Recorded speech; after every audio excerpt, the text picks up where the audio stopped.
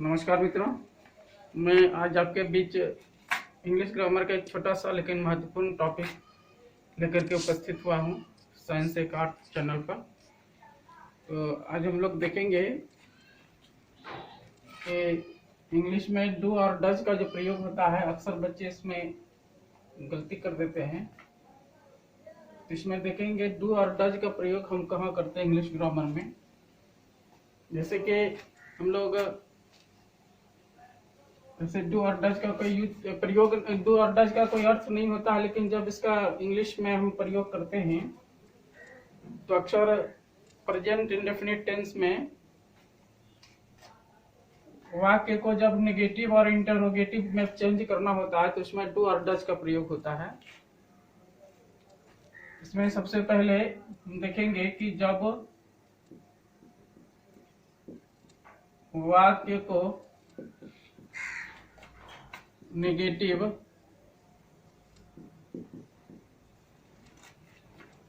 और इंटेरोगेटिव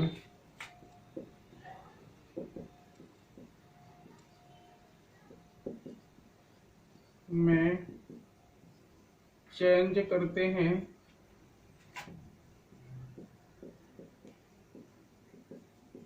तो डू या डज का प्रयोग होता है।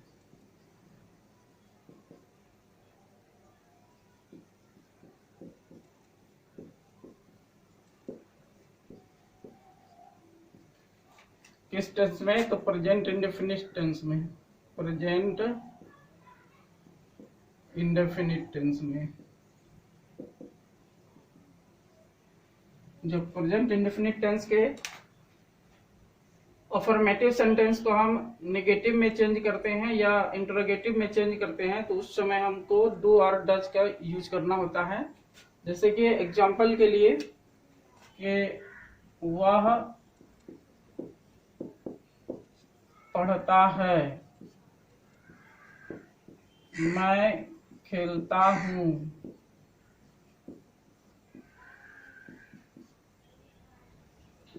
वे लोग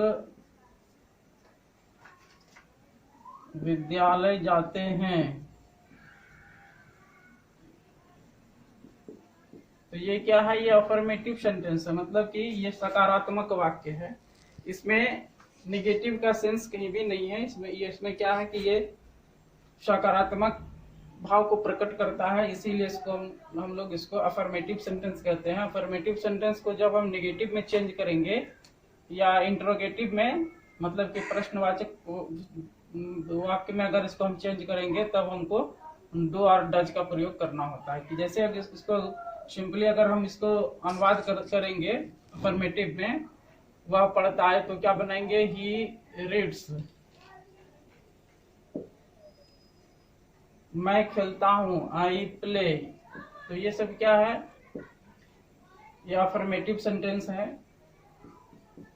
दे गो टू स्कूल। तो ये सिंपल सेंटेंस था, अफर्मेटिव सेंटेंस था। इसमें कहीं भी हेल्पिंग वर्ब का यूज नहीं होता है प्रेजेंट इंडेफिनिट टेंस में। तो इसमें केवल सब्जेक्ट के साथ वर्ब का पांचवा रूप या वर्ब का पहला रूप यूज करते हैं। लेकिन जब इसी सेंटेंस को हम नेगेटिव में चेंज करेंगे तब वहां पर हमको डू और डज का प्रयोग करना होता है। जैसे ही रीड्स को अगर हम नेगेटिव करेंगे तो he does not read. I do not play. They do not go to school. अब कहाँ पर डू का प्रयोग होगा, कहाँ पर डज का प्रयोग होगा, ये भी समझना जरूरी है।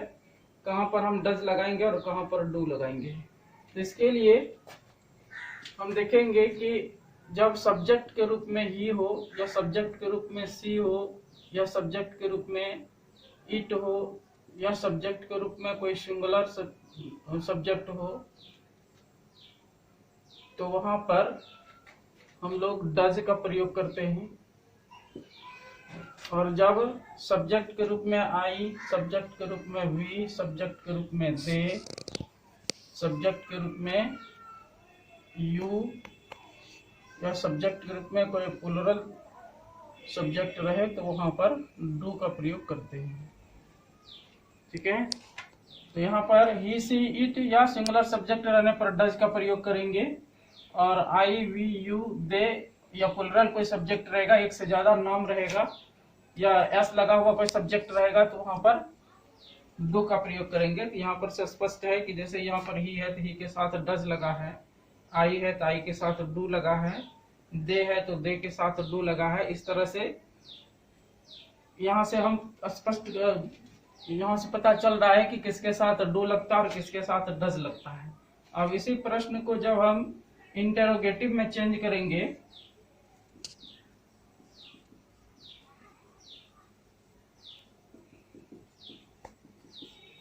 इंटेरोगेटिव में जब चेंज करते हैं तो सब्जेक्ट के अनुसार, जैसे यहाँ पर वो पढ़ता है, ही रीड्स, तो ही के साथ यूज किसका होगा, डज का होगा। तो सबसे पहले क्या करते हैं, डज को शुरू में ला देते हैं, डज, इसके बाद सब्जेक्ट, इसके बाद वर्ब का पहला रूप, इसके बाद क्वेश्चन मार्क लगाते हैं। चूंकि प्रश्नवाचक वाक्य है, इंटरोगेटिव सेंटेंस है, इसलिए लास्ट में फुल स्टॉप के बदले में इसमें क्वेश्चन मार्क लगता है, और डू और डज को शुरू में लगाते हैं, उसके बाद सब्जेक्ट को लगाते हैं, उसके बाद वर्ब का पहला रूप आ जाता है।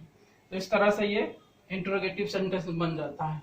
फिर जैसे है आई प्ले, तो आई के साथ डू का यूज होता है, तो क्या लिखेंगे, डू आई प्ले, इसके बाद क्वेश्चन मार्क लगाएंगे, क्या मैं खेलता हूँ। इसके बाद दे गो टू स्कूल, तो दे के साथ क्या लगता है, डू लगता है, डू, इसके बाद subject they go to school, ये हो गया क्वेश्चन मार्क। तो इस तरह से हम लोग देखें कि डू और डज का प्रयोग present tense, indefinite present tense में होता है, जब वाक्य को अफर्मेटिव से नेगेटिव या इंटरोगेटिव में चेंज करना होता है। और कहाँ पर डू का प्रयोग होगा, कहाँ पर डज का प्रयोग होगा। तो इस तरह से यहाँ से हमको हम लोग मतलब संक्षिप्त में इतना जान सकते हैं कि हम लोग डू और डज का प्रयोग कैसे और कहाँ पर करेंगे, और कहीं पर दूसरे टेंस के दूसरे भाग में इसका प्रयोग नहीं होता है, बस इसी प्रेजेंट इंडेफिनिट पे ही डू और डज का प्रयोग होता है। तो आज के लिए इतना ही, फिर अगले वीडियो में आपसे फिर मुलाकात होगी, तब तक के लिए नमस्कार।